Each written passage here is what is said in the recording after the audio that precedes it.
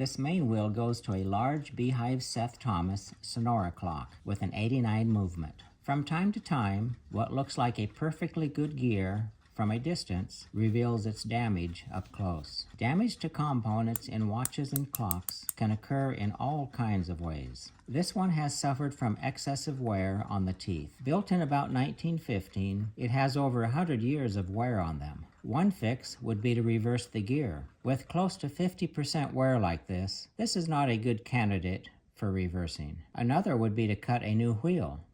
Due to cost and desire to keep this movement as original as possible, customer would like to retain as many of the original parts as possible. All in all, it's in perfect shape, except for the teeth. I've decided to replace all the teeth and retain the original wheel. I've acquired a new wheel with the same OD diameter and same amount of teeth. The mounting holes for the click spring and click are not in the same locations as the original, and the new one only has 5 spokes as opposed to 6 on the original. Width of the outer rim is wider on the original. First step is to disassemble the original. To do this, the riveted over brass section will need to be cut away from the tension washer. I'll hand cut the areas only needed on the lathe so as not to remove too much material. With the washer removed, the wheel will slide off.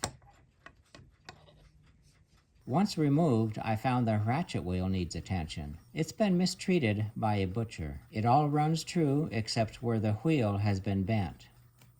A shiny spot here where it was rubbing when being wound. Some type of tool marks, most likely left here when it was damaged. It can be fixed using an anvil and several flat surfaces to sandwich it to. This socket will work. Brass is malleable, and this quick setup will work for what is needed. A couple more hits, and it'll be done. Second step to this main wheel issue is to separate the spokes from the replacement wheel. A jeweler's saw will make quick work of it. We've now got ourselves a ring gear. I just need to true up the ID. I'll use this woodchuck to do the turning. Perfect. Woodchucks are accurate, low cost, and quick to set up. I'll use a couple screws to hold it snug. Now to get a nice square cut on the ID.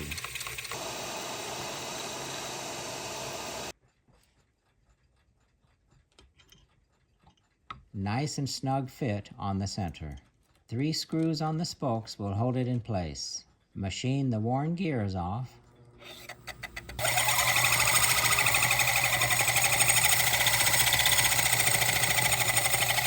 Remove the worn gears in one piece. Now to cut the OD to fit the ring gear.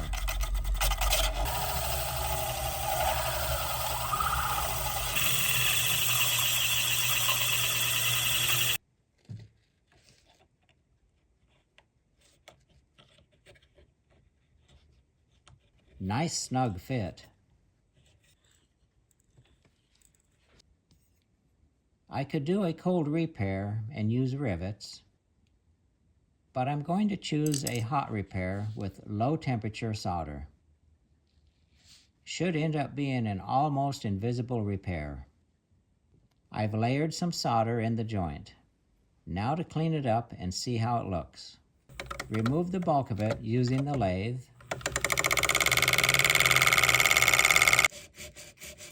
Remove the remaining by hand sanding. Turned out great. Brass alloys of the original and new are different. Original is a yellowish color, and the new has a reddish tone to it.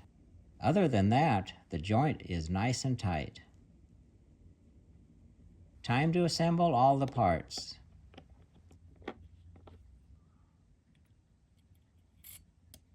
Find the correct hole to support the brass shoulder. A touch of lubrication. A concave punch that fits the arbor diameter works best for this.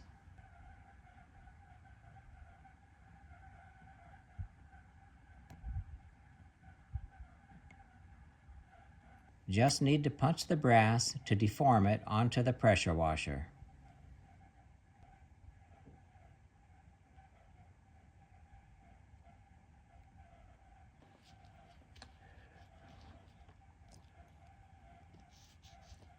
Perfect. Nice and snug fit.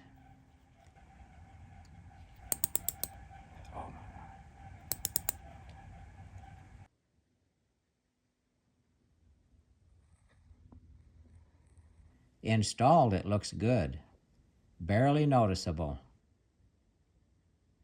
These teeth are ready for another 100 years or so. Oil the movement.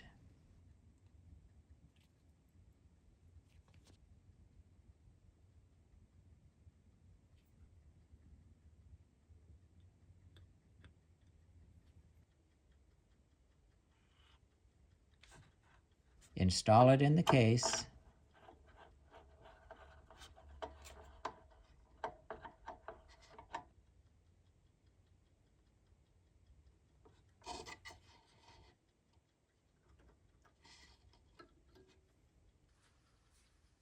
Install the Sonora chime movement.